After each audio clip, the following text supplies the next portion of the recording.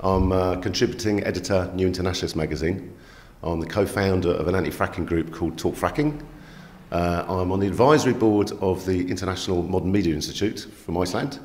And I am working a lot at the moment with Occupy Democracy. What's your hopes and your plans for Real Media then? Yeah, I think maybe your viewers will have seen already some of the panellists who spoke this morning, including Nafiz Ahmed. And I agree with a lot of the stuff that's being said already, which is this is just good timing. It's unbelievably good timing because I think we're reaching, it's because of Tim Berners-Lee, ultimately, the guy who made the World Wide Web free, right? Primarily because of him, but we're reaching a sort of critical mass where the public are going, I've been lied to for a really long time and I'm not going to have it anymore. It's a bit like that brilliant film Network. Do you remember, have you seen, is it Network? Yeah, guy shouts out the window, I've had enough and I'm not going to take it anymore. Do you know about this? I've seen the clip, yeah. The guy sitting there at the TV, you know, just like, get angry. That's right. One. Yeah. It's people are getting to that moment, particularly with media. They know they've been lied to, you know, and since you know, Tom and Cam and everyone who's kind of got this brilliant organisation together, since they've started to kind of develop the idea, we've had some interesting developments, you know, particularly that guy from the Telegraph, Oborne, last week, you know, a very, very right wing, you know, I imagine he's got a picture of Maggie Thatcher in every room, like a good Irish Catholic house where there's a crucifix. That guy's got Maggie, and he is going, you know, there's nothing democratic about the press. We're just owned by our advertisers, you know. People like you and me, we've known that all our lives, yeah? I mean, I'm 50, I've known that since I had a gun put to my head in Nablus in Palestine in 1981. I've known that the mainstream media lie. But as I say, we're reaching a critical mass of people who've worked that out. So now is the time for a wide umbrella of non-corporate media to get together and give a credible, you know, that's what's important. It has to be a credible alternative. It's not like some ropey, vaguely researched article. Do you know what I mean? It's easy to be it's easy to be better than those journalists. You know, there's a lot of journalism out there, as we all know, but we need to now come together and create a really great, credible alternative. You know, and that's what this is all about. Yeah, I mean, I was speaking to Des just there now, Des Freeman, and he was telling me about how journalists who are already there doing their jobs, they don't want the stories to be put out the way quite often they are put out. Yeah. They don't wake up in the morning saying, oh, I don't want to be dishonest, I want to put out good stories. Yeah. But the institutions behind them are so powerful, even with this mass awakening. Mm. You know, he was saying about cinemas and books and book publishers and everything. So that mass awakening, is that enough just for people to say, you know what it is, I've had enough? Mm. Because they're still getting that streamed into their minds on a daily basis, no matter which way they look. Yeah, it's not an easy paradigm to break. I think one of the things that's going to help, again, is the digital side of things. Now, Nafiz Ahmed famously was sacked from The Guardian, but he's now created his own media platform where people can use whatever, Kickstarter or something. He's making a good living. You know, that's the thing. With all situations where you want radical change, you've got to realise that a lot of people who are keeping the status quo going, they've got kids, man, they've got a mortgage, you know what I mean? But there is now a situation whereby, yeah, you can make a fair living, if you're very good, you can make a fair living being non-corporate media outlets. That's what's going to happen, you know. And it's you know, I'm going to talk about this afternoon, but a really good thing to think about is this wild genius called Buckminster Fuller in the 60s and 70s in the States. He said a lot of very, very wild stuff, but really brilliant. And one thing that really sticks: to depose a system, create an alternative system that makes that first system obsolete. We can be way better than the mainstream media. Think about their constraints, as you were just pointing out. Think about, you know, as Oborne pointed out, you know, because of your advertisers, there's some stuff you can't even write about. But it's more than that. They're in a paradigm. It's square. It's boring, you know. I'll give you an example, right? About 4 years ago, we were going around a room in university, London University, and it was about 4 days before a big student demonstration. And so they'd called together all the alternative media people who were going to be covering it. So I was there for New Internationalist. Obviously, I don't know if you're aware, but we've been going for 40 years. We're a not-for-profit workers' cooperative. We cover issues of global justice. So I was there for that reason. There was Suki, who was a really interesting group of people who developed an app that would help you not get kettled.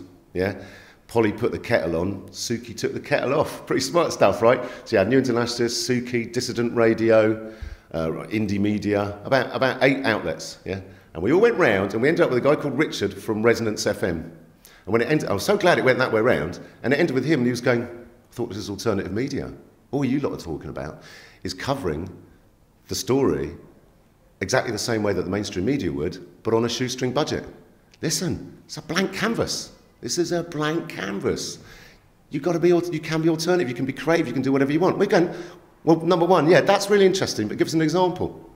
He said last week, right, there was a small demo in Parliament Square, okay, and my field recorder from Resonance FM, he was in this demo, right? Small amount of people, for some reason, surrounded by TSG, Tactical Support Group, and they were gassed. I didn't know that they've been using gas over here, but they were gassed, yeah? And what did his field recorder do? Right, his field recorder stayed calm. He said, we've been surrounded by the TSG. They are what's the word? Dispensing gas into us. And they're about to charge us. So I'm putting the microphone down here. And then he got out of his book, 1920s surrealist poetry, and just started reading that over the mic while you can hear people screaming, going, ah, and, ah, ah. And he's going, you know, the table said to me, one day, everything is golden again. While you hear all this shouting and screaming, that's alternative, man, that's creative, that's beautiful. You've got to give the public a credible alternative. And it's not just a matter of excellent researched, erudite journalism. Like I'm saying, it's a blank canvas, you know. And if we're going to have radical, and we need radical change in this world, let's be clear about that. We're the first generations to feel the effects of catastrophic climate change. We're the last generations who can do anything about it. And it ain't going to be done by no government. It's going to have to be done by us. It's going to have to be in the streets. There's no contest there. And it's a global movement, and that's going to happen anyway. But if you want to get people really, really on board, you want to provide them more than just great journalism, challenging, great research, you want to speak from outside the paradigm, because this is all about shifting the paradigm, okay? There's no amount of like lobbying of governments or voting for this, nothing's going to make any difference. You have to speak from the new world that you're fighting for, yeah? That's what it's all about, particularly with youth. You know, at the moment, one of the things I do is I'm an active citizenship teacher for teenagers up and down the UK, right? Their most popular news outlet, if there is one at all, is the Huffington Post, yeah? But that's not, hardly any of them even follow that. None of them read newspapers, none of them are interested in the news, blah, blah, blah, right? They feel completely excluded from it. As you probably know, Russell really helps with this, because they go, but that Russell Brand, yeah, because he's... So we need to be able to communicate in ways, and I'm not saying dumb down, I'm just saying speak visceral. There's too many outlets where you've got to swallow like 15 political tracts to understand what the hell they're talking about. And I'm not having that. And youth won't have that. Yes? A revolution that you need to have a degree in politics for ain't a revolution, mate. Yeah? It's all about speaking and working from outside the paradigm. You know, speaking from the world that we're going towards. That's what it's all about. In terms of mainstream media, there are some people who are doing this already. Do you know who the Yes Men are, Jamie? Who are the Yes Men? Yeah, do you know who they are? As a group or just general Yes Men? No, as an activist group. No, I've not heard of them. You're going to love this shit, brother. Check this. This is a good example of what I'm talking about. It's much better than to just, like, you know, be theoretical. Yeah. 12 years ago, astonishing live broadcast on live BBC News at the same time in America, live CNN, okay? 2 spokespeople from Dow Chemicals, yeah, who used to be Union Carbide, appeared live on television with this extraordinary announcement. Okay, we are admitting, after all these years of not admitting it, that we are completely responsible for the Bhopal disaster where 18,000 people died in a night because of the chemical leaks that happened on our plant. And we've evaded responsibility for that all this time, but I'm proud to say today that Dow Chemicals, who bought Union Carbide, we are accepting responsibility, and we would like other corporations to follow our lead. And we are going to pay, you know, this amount of money to all the people and all the families who've been affected. And we would like other corporations to continue to behave like this. It should be a changing in the way that corporations behave, and we want to be the first one to do that. You know, it's just like, wow. Okay, 1 hour later, someone from Dow Chemicals is on going, we don't know who those people were, man, but they weren't us. Check it, yeah? 24 billion wiped off their shares. That's the Yes Men, brother. You don't know this, do you? Check them out. It's beautiful. Yeah. Okay, where did they start? The first one that they did way ago, okay, they had a problem about, this is called the Barbie Liberation Organisation, yeah? So they went into loads of toy shops, yeah? They actually bought a lot amount of Barbies and G.I. Joes, is what Action Man's called in the States, yeah? You know, once you pull the strings, yeah? Okay, and they took them home, and they changed the voice boxes, yeah? And then they put them back in the boxes, and they put a little message at the bottom, right? And then they put them into the toy shops, up and down the States, because they know the way that mainstream media works. Actually, let's not call it mainstream media anymore, let's call it what it is, which is far-right extremist right-wing media, okay? Let's get that clear, yeah? So they know that the way that far-right extremist mainstream media works is that, you know, it's misery, misery, misery, misery, and it's a funny story at the end. They were targeting the funny story and they got it. Because, great bit of TV, little kid, I bought G.I. Joe, and look what happens when I pull the string. He pulls the string and G.I. Joe, yeah, goes, let's plan the perfect wedding. Let's plan the perfect wedding, yeah? And Barbie, eat lead, Cobra. You know, little Barbie with a handbag, eat lead, Cobra, when you pull the string. And then they read out, we are the Bible Liberation Organisation. We're doing this because recent statistics show that 42% of primary school-aged children have bulimia and anorexia because of the body fascism of these toys. You know, 80 to 90% of young children, when they're leaving primary school, because of these toys, they already think that what's important as a girl is to get married and go shopping. What's important for a boy is to be violent and strong. That's why we've done this. We're the Barbie Liberation Organisation. See you soon.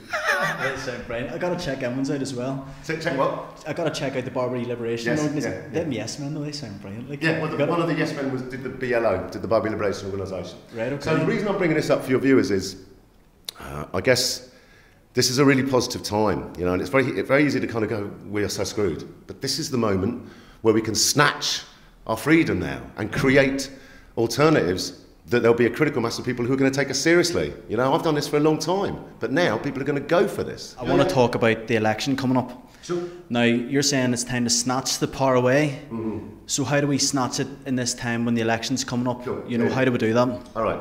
So I'm a very strong believer in using non-violent direct action. I believe that's the only way that we're going to bring about. We have to have that. It's going to be part and parcel of everything else, like radical media. You know, radical or alternative media has to move along with this global movement, and it is global. The system we're up against is global, so the movement to change it has to be global. And at the moment, I'm really throwing in everything I can into Occupy democracy. So this is a response to the general election coming up. So if you measure the threat of an activist group by the high level of policing that it receives, everyone in Occupy democracy is bloody Che Guevara times 10, man, because, you know, you're only talking about 50 people. We go back to Parliament Square every month to discuss the corporate capture of democracy and discuss what a real democracy would look like, yeah? We just have experts who come down and talk, like Scriptonite, who you've got talking today. She was there last month, right? That's all we're doing. We're outnumbered, sometimes 3 cops to every one of us. We had someone arrested for having an empty pizza box because it could be construed as camping equipment. We had a dozen people arrested for standing on a tarpaulin.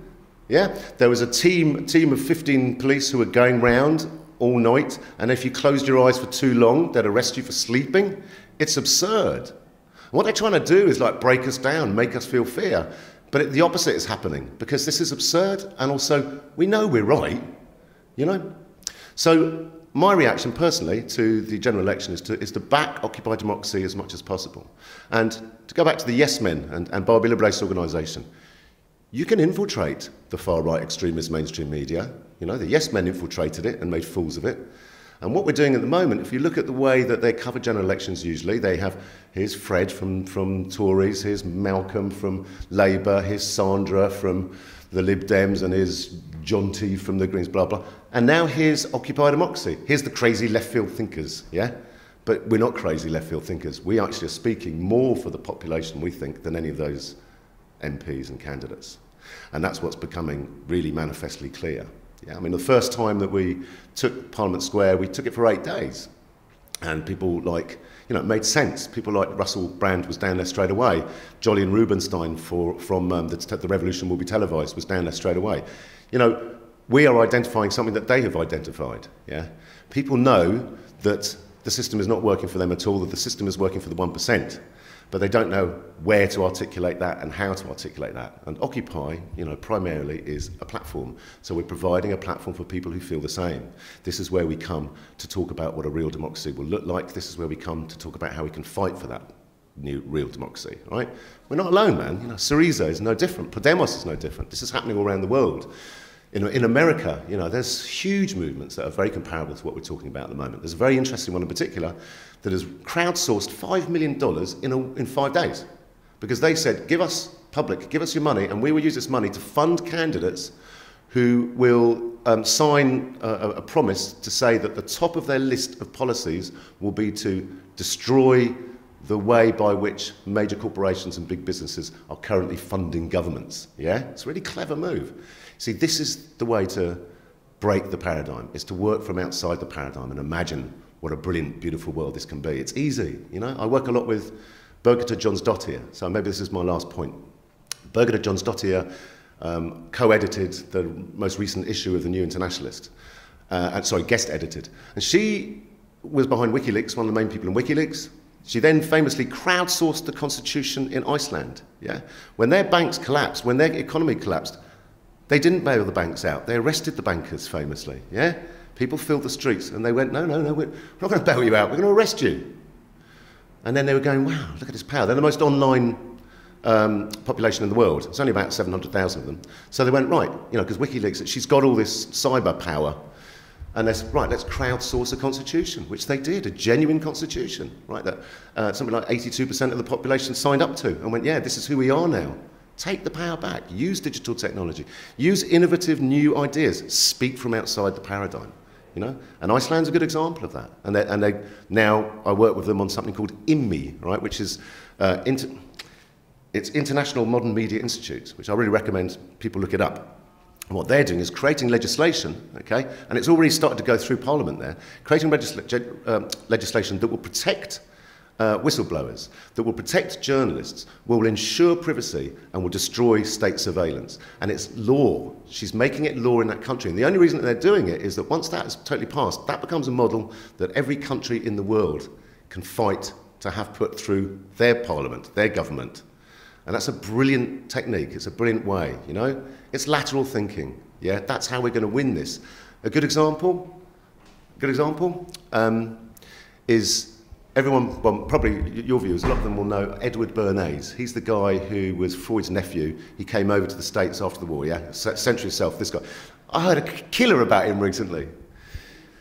So when he went over, one of the kind of sort of big corporations, producers that wanted his skills were the booksellers. They said, hey, Edward, you know, we'll pay you a lot of money to sell more books. And he went, no problem.